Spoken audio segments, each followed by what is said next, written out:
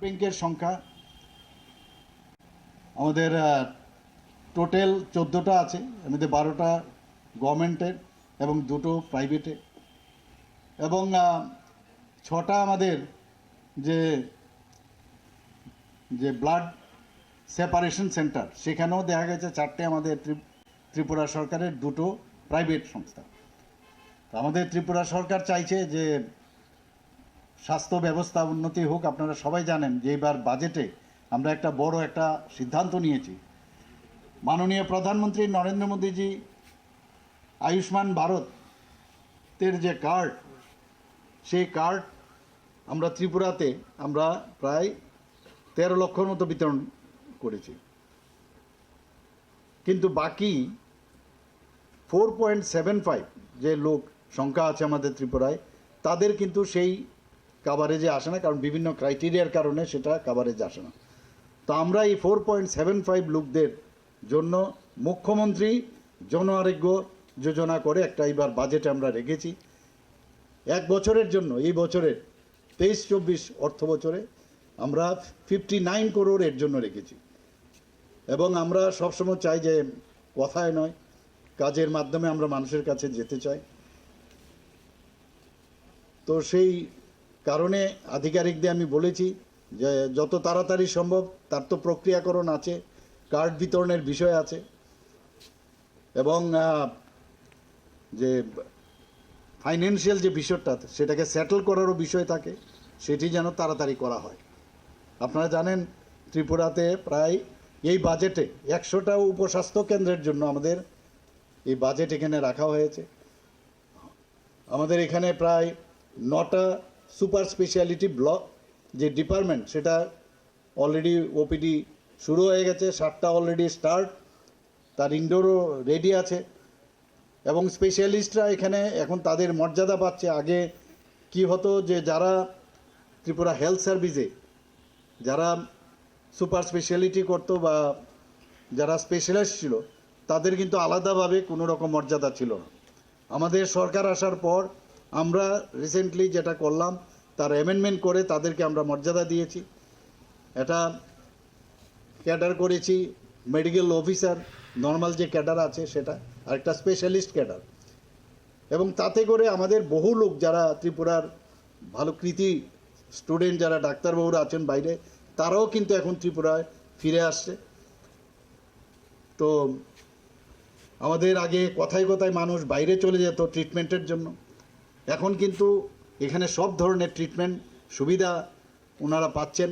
Neuro surgery হোক, আমাদের open heart surgery হোক, আমাদের ইউরোলজি হোক, সব দিক দিয়ে এখানে ব্যবস্থা আছে আমাদের।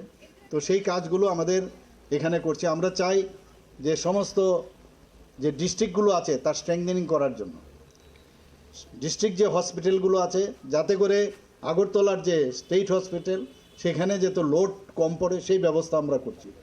3টা ডিস্ট্রিক্টে আমরা লেভেল 3 আমরা ট্রমা সেন্টার করেছি। আপনারা জানেন যে ট্রমা সেন্টার খুব ইম্পর্ট্যান্ট। আরেকটা ট্রমা সেন্টার একটা করেছি আমরা সাউথে, একটা করেছি আমরা গোমতী জেলায়, আর একটা করেছি ধলাই, এবং ধর্মনগরে খুব অতি সত্বর সেখানেও স্টার্ট হবে। তো সমস্ত ডিস্ট্রিক্টে আমরা এই ট্রমা সেন্টার আমরা করছি, কারণ রোড ট্রাফিক অ্যাক্সিডেন্ট বা অন্য অ্যাট্রোসিটিস হোক বা বিভিন্ন কারণে যখন ইমার্জেন্সির বিষয় দাঁড়ায়, আগরতলায় আস্তে আস্তে রাস্তার মধ্যেই দেখা যায় যে রোগী মারা যায়। তো তার থেকে পরিত্রাণ দেওয়ার জন্য এবং মর্টালিটি রেট যাতে কম করা যায়, ত্রিপুরা সরকার স্বাস্থ্য বিভাগ সেই বিষয়ে কাজ করে চলছে। এবং আমাদের কাছে প্রায়োরিটি সেক্টরের মধ্যে স্বাস্থ্য। এখানে আমি যে আজকে এই যে ব্লাড ডোনেশনের কথা বললেন, আমরা ত্রিপুরাতে যাতে প্রপারলি তার কালেকশনও হয় এবং তার প্রপার প্রিজার্ভ করে রাখা যায়, সেই ব্যবস্থা আমি আপনাদের সামনে রাখলাম। এবং আজকের এই যে ওল্ড ন্যাশনাল ক্লাবের উদ্যোগে এই যে ব্লাড ডোনেশনের ব্যবস্থা আপনারা করেছেন, আমি জানি আপনারা পুজো অর্চনাও করেন, বিভিন্ন ফিলান্থ্রপিক ওয়ার্কও আপনারা করেন। কিন্তু এর মধ্যে দি বেস্ট হচ্ছে এই রক্তদান। আজকাল বহু জায়গায় আমি যখন যাই, এখানে মাননীয় মেয়র সাহেব আছেন, ওনার নিজস্ব একটা ক্লাবও আছেন, উনি সেক্রেটারি সেখানে, সংহতি ক্লাব রামনগরে। সেখানে গিয়ে আরেকটা জিনিস আমি দেখলাম যে ব্লাড ডোনেশনের সাথে সাথে অনেক লোক দেহদানও করেছেন, অনেকে চক্ষুদানও করেছেন, অনেকে অনেক মানে ব্লাড ডোনেশনও সেখানে করেছেন। এই যে ব্যবস্থা, এতে করে মানুষ উদ্বুদ্ধ হচ্ছে, এবং আপনাদের এই যে মহতি এখানে আজকের যে উদ্যোগ, তাতে করে মানুষ, অন্যান্য অংশের মানুষও উদ্বুদ্ধ হবে আমি আশা করি। এবং আমরা যেটা বলছি যে এই ব্লাড দেওয়ার সাথে সাথে যারা ব্লাড দিচ্ছে তার মধ্যে কিন্তু একটা দেওয়ার সময় তার মধ্যে একটা ডিভাইন যে ফিলিং, সেটা কিন্তু আসে। ভাবুন যে লোক বা যে মুমূর্ষু ব্যক্তি ওনার এই রক্তদান গ্রহণ করবে, আর উনি ভাববেন যে আমি কার রক্ত আমি নিচ্ছি।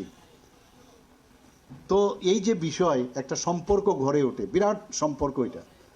এবং তার মধ্যে আমরা যে আমাদের মধ্যে অনেক সময় একজন আরেকজনের সাথে বিভেদের কথাবার্তা আমাদের চলে, কিন্তু রক্তদানের সময় কিন্তু সব ভুলে যায়।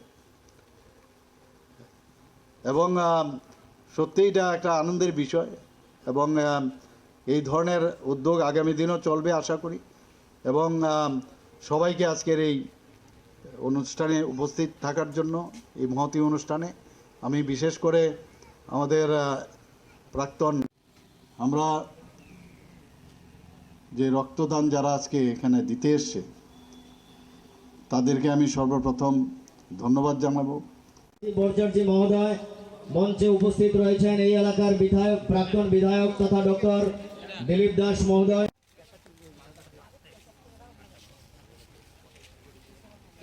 মঞ্চে উপস্থিত আমাদের